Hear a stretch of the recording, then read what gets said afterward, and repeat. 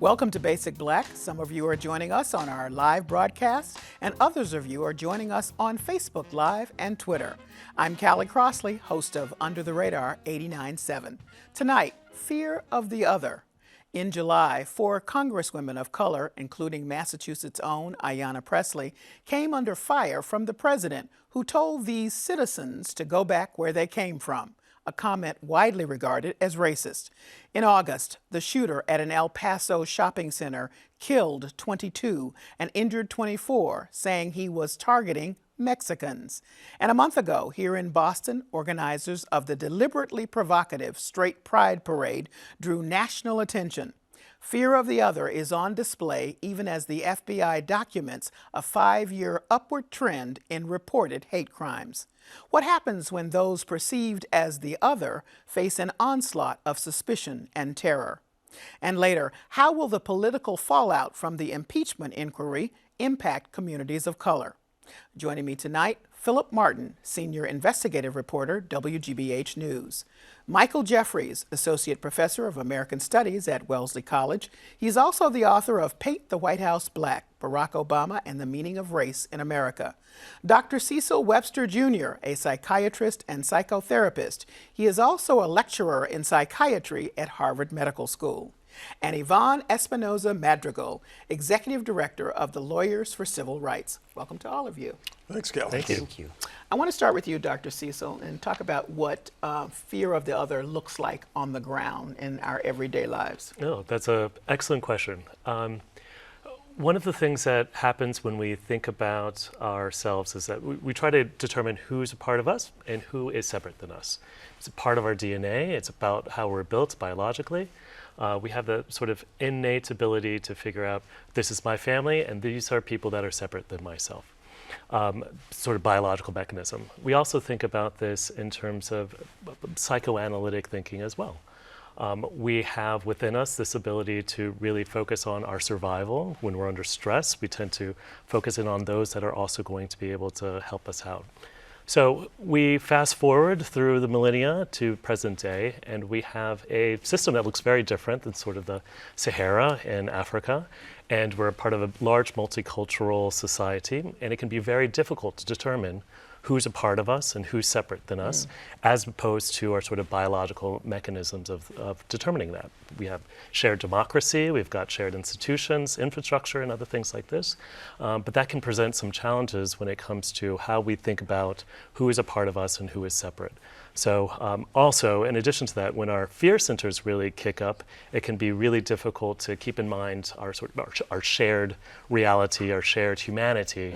And instead, we can think of others as inhuman or animal-like or very separate than ourselves. Because they're not us. Correct. Because they're not us. Okay, so Yvonne, when that turns then to violence or an extension of pushing these other people away from me, what do you see on the ground then as someone who's dealing with the after impact of these hate crimes? You alluded to this when you talked about the FBI's documented uptick in hate crimes. And here in progressive Massachusetts, we have experienced the 4th highest spike in the country in hate crimes. But it's not just happening here, it's happening everywhere. Just in New Hampshire, there was an 8-year-old biracial boy who was nearly lynched by white teens, and the Attorney General's office failed to prosecute. That sends a very clear signal that this type of bigotry and hate that is violent and life-threatening, it's going to be tolerated and is not going to have consequences. So we're seeing this happening in our own backyard, and law enforcement is often muted. And so organizations like mine, like Lawyers for Civil Rights, have had to really step in where the Department of Justice or Attorney General's offices are reluctant to act to enforce civil rights laws. This is what we're living with today. So, Phillip, you're not going to be alone among people who believe that a lot of this is politically based and stirred by the president.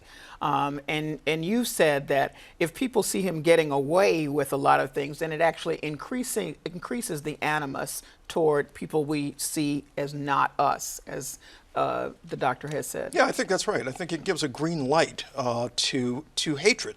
It gives a green light. Those who are already bent upon being anti-black or white supremacists or anti-gay, they have been restrained over years by things we call laws, but not always, of course.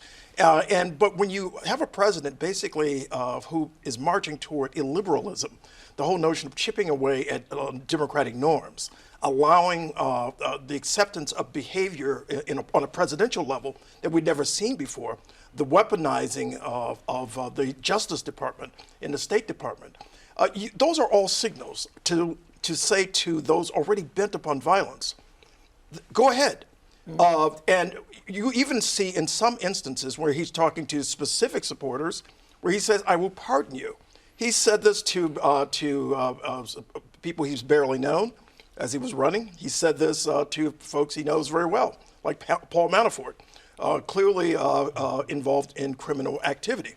And so when you give a green light, of course, you have basically created a different type of norm in society. Okay. And that is definitely reflective of this presidency. So how do you struggle around, Michael, around Big C community, which should be all Americans? In this case, we're talking about American community, when the marginalized communities, as Dr. Cecil has said, are being put on the other side of the line, that they're not like, they shouldn't be a part of the community. What's the broader meaning of that for us as you see it? Yeah, I mean, I think one of the issues here is that we've been lied to, and we've been told that the problems, whether they're hate crimes, terrorism, or just economic insecurity and poverty, the problems of marginalized community are problems with those communities that have no impact on the bigger C community, on America as a whole. But the truth of the matter, right, is that this kind of terrorism, poverty, all kinds of social ills that are most concentrated among the most vulnerable among us, that vulnerability and that suffering is inevitably going to expand and capture and impact the rest of the country. Just because we don't see it that way now doesn't mean that things aren't going to get worse for all of us. One example of this is police abuse of force, right? Or gun crime, right? Where if you think of it in a kind of racist, prejudicial way as a problem of the inner city, right, then you can't possibly understand how could it come to a place like Columbine? How could that be a site of gun crime? How did the gun problem reach that kind of community? But of course, the forces that are responsible for gun crime in the inner city, the gun lobby and other such things, are just as powerful in the suburbs as they are in the hood.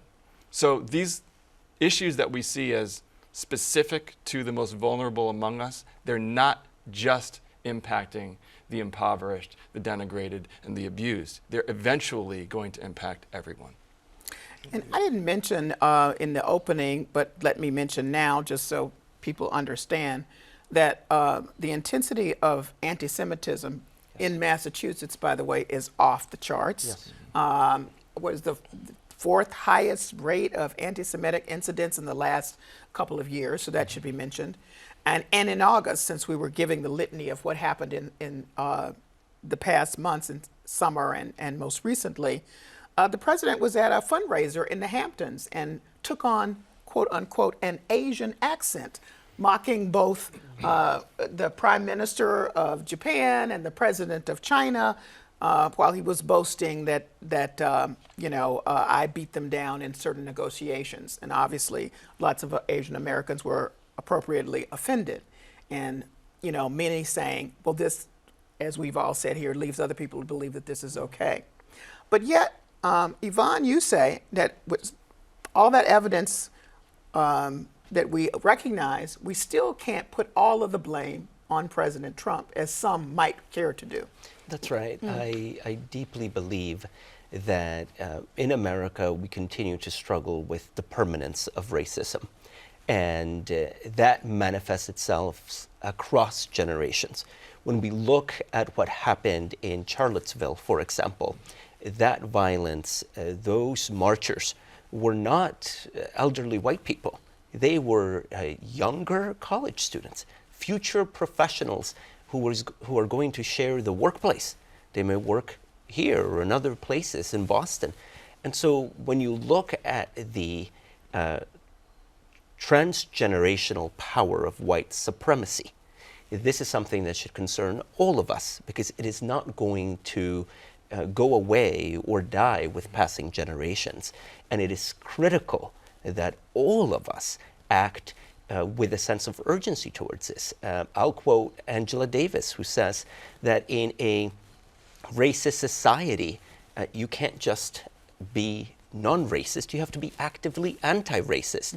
And I would like to think that there are no bystanders when it comes to this. We all have to take personal responsibility to act on this, because what's happening in our communities is affecting, like we've been talking about, not just Black people and immigrants, but Jewish Americans, Muslim Americans, the LGBTQ community. All of these vulnerable populations are being attacked, not just legally through the dismantlement of programs or complete federal abandonment, but also physically through the hate crimes and other manifestations of bigotry.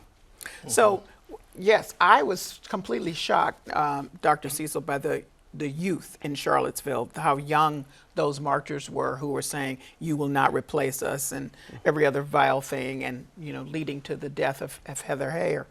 But the millennials have been saying for quite some time, and by the way, the millennials are a bigger cohort now than baby boomers, are saying, that's not our generation, that's y'all stuff that's left over. We don't believe that. We're not seeing all of that. We're operating in a different space. I'd like you to respond to it, and then Michael, I want you to respond to it as well, because you're dealing with those millennials out there in class. Yes. Well, yeah, many of us deal with millennials. I hate to group them as a whole group together, obviously. But you've heard them saying that this is not something of their generation. Right. I think one of the things that can occur with that sort of basic trait of determining who's a part of us and who's separate than us is this desire to want to perhaps imagine that there's something that may be much more powerful than us, something well outside of our control. It's much easier to imagine that it hasn't happened, it doesn't exist, it's not a part of us, it's not a part of our institutions, it's not a part of the disparities we see in healthcare and policing and all of these other things. There's always that quote, facts are stubborn things, but also people are also quite stubborn themselves. So imagine having to be confronted as a collective, as a society, with something that's been quite stubborn. We've not had a wonderful history in America of tackling the things that we may need to tackle most. So how do we lean into some of that discomfort and really allow ourselves to look at these sort of very tenacious problems? So does fear of the other become just as dangerous for people who refuse to accept that it exists as much as it is for people who are acting out their stuff in a more violent way? Absolutely. It's a really critical thing, in fact. On one side, we have a group that's not acknowledging reality. And on the other side, we have people experiencing this reality and being told, well, that reality that you're experiencing doesn't really exist. Okay. All right, so Michael, you're in the classroom, dealing with young people, and actually your group now is younger than millennials. But here we have the doctor saying, this is dangerous to presume that it's not happening or I don't see it. And here is Yvonne saying, now we're passing generationally, passing this stuff down. So what do we do with young people, and why are we seeing everybody be so young in these marches and in these parades? Yeah, I mean, I can't speak to the psychology of white supremacists, but in my experiences in the classroom, I'm getting students who are usually between 18 and 22 years of age in the classroom, and their sort of childhood was characterized by having a person in the White House, right, who symbolized a multiracial, and some would even say, the president never said this, Obama never said this, but some would say a kind of post-racial America. And to swing from that sort of perception on the pendulum to swing all the way to the kind of president we have now has been a huge wake-up call, I think, for many of the young people that I encounter on a daily basis as a professor. So I think what we're in right now, frankly, for this current generation is a period of shock and a realization that they are going to have to acquire a tool set in terms of political awareness, activism, mobilization that they just don't have yet because they've spent all their time in high school studying up for the tests so they can apply to college, right, or working in a job after school. Like they haven't been learning how to be political organizers, how to affect the people in their communities in positive ways. But I think that timeline and that urgency, the timeline has been sped up and the urgency has been raised by this shock to America's political and cultural system. But we also have a situation where I think a lot of these young people are out on the streets, are in fact demonstrating against the spectra of otherhood and basically pushing back against that. We saw that with the climate change marchers, for example. We have to give them props. But I also don't want to. Why do you think those people are able to recognize it then, when so many, as the doctors say, are saying I think as all of these gentlemen have pointed out, I think there's elements of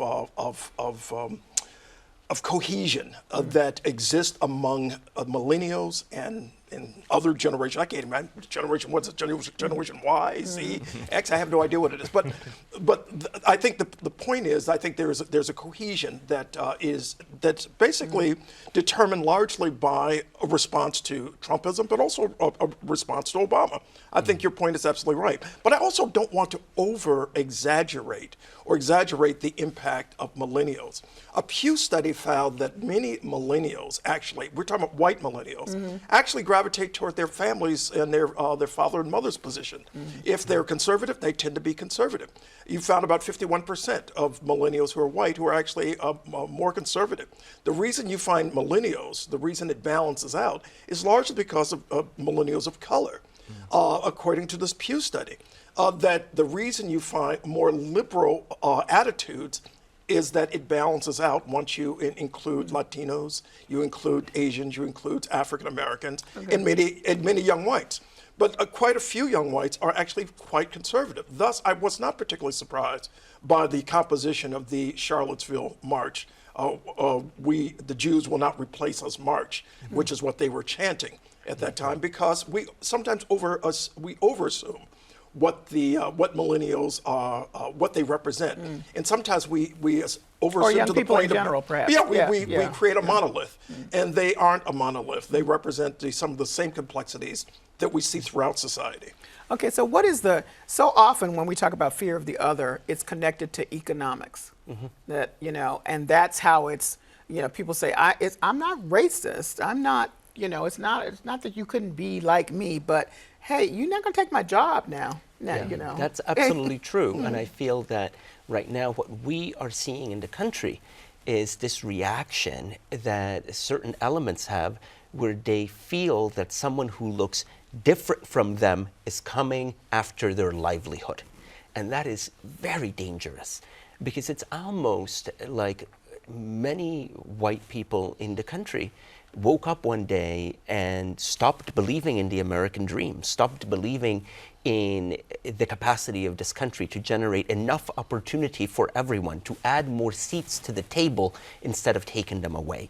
And so I agree with you completely. These things are intertwined. It's very much intertwined, and we have to look at it that way.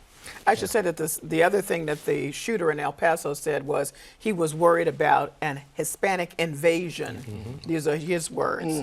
Aside from targeting Mexicans, the Hispanic invasion. So, Michael? And that rhetoric of invasion has been, that's parroted directly from the president's mouth into the shooters, basically. He's used terms like invasion and infestation.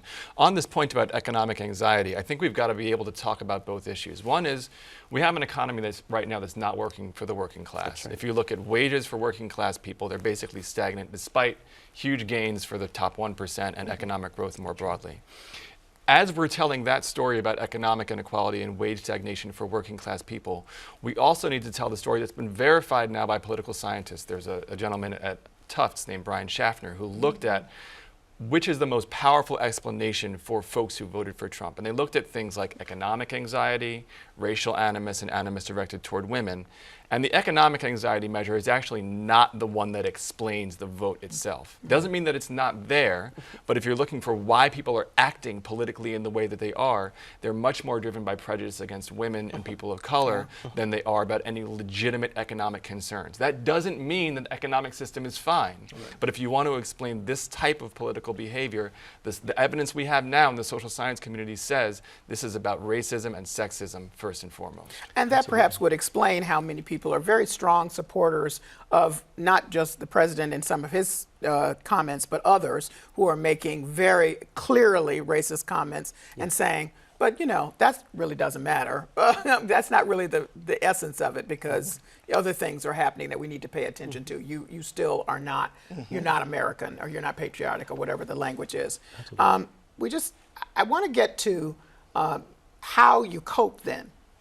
If you're the marginalized community for which it's an onslaught, it's coming every day, and you know it's coming, and you're living in fear. Now, Doctor, I know that you talked about how many Latinx students or young people have been in your office just trying to cope. Yeah, I think there are some psychoanalytic ideas that I think are quite helpful with some of the things that we've talked about so far in relation to how we cope as well. So one of the things that, one of those central deep fears that we have, and as a part of our humanity, is our fear of annihilation, of extinguishment. How do we deal with this rapid change in demographics? How do we change? How do we allow ourselves to adapt to these economic pressures? How do we adapt to this feeling that we're going to be replaced, which is again very similar to a lot of the language that we hear daily politically. So on one side of it, you've got this biological system of how we determine who's a part of us and who's separate. And on a very different level, we have politicians and other institutions that utilize that sort of basic biological mechanism for their own personal gain or empowerment or enrichment, whatever it may be. So I meant the marginalized communities. How do we Correct. cope? That's what I meant. Yes. Okay. So keeping that in mind, we have to think about three very basic things. We have to be ourselves. If we have a really great sense of what our history is, what our language is, what our culture is, we don't necessarily have to accept these external messages of who we are, who people imagine us to be. We don't have to just exist in the imaginations of other people. So that can provide a big buffer. Another thing is having a greater sense of compassion. So a central part of this dilemma is, I'm fearful of my annihilation, and then we sort of project that fear and that worry into inhuman others. So I'm worried about my job, I'm fearful that I'm going to be harmed, turns into they want to hurt us, they want to annihilate us, and so then our anger and our rage has a suitable place to be placed in an inhuman other. So if we can be compassionate as well, understand that whomever this other person is also human and probably has similar basic desires and similar basic vulnerabilities, we may be able to hear that a bit differently as well. Okay, so that's some, fortifying of ourselves. What do you say, Yvonne? I think it is critical for us to speak up and to assert our rights. As Audre Lorde said, your silence will not protect you. And so I think it is critical for people to know that there are laws that protect them and that they should not be shy about asserting them. Lawyers for Civil Rights is here to protect people and help them make sure they could use the legal system to support them. Phillip? I think people have to be knowledgeable about what is going on. Read, but stay away from the nonsense, the rumors, the innuendo of might I say, Sean Hannity on Fox News. Stay away from that nonsense. Take in information that's basically going to make you a very learned person, someone who has an elucidated view of what's going on in the world right now. I think it's very important. But also the point that Michael made about community. Absolutely important that people come together no matter what. I don't care if you're watching a football game. I don't care. Feel that you are part of a community. And try to widen that community. Like the whole notion of otherhood becomes you're no longer other if you brought someone into your circle. And that's how I live my life. I have a very wide circle of friends of all races, ethnicities, different abilities, so on and so forth, ages. That's very important to me. That is part of my core, and I think that is one way to deal with the type of fear mongering that we're seeing in this nation. Is basically to insulate yourself from it by expanding your community. Yeah. Michael. I agree with everything that's been said. The one thing I would add is whatever institutions we belong to, whether they're political institutions or just our workplaces, we have to demand that those institutions have checks and processes in place such that we can protect ourselves and achieve dignity, have justice in our lives, and so on and so forth. We have to be advocates, and we have to put checks and balances in place and maintain our rights such that when there are transgressions against us, we have the tools to rectify the harm, right? If we give that up, right? If we give up the vote, if we give up Title IX, if we give those kinds of things up, we'll be in even worse trouble than we are now. Thank you all. Thank you. Thank you. For your thoughts. That's the end of our broadcast and the end of our show. Thanks to all of you for joining us, but you want to stay with us right now as we continue our conversation on Facebook Live and Twitter. We're looking at the impeachment inquiry and the impact on communities of color.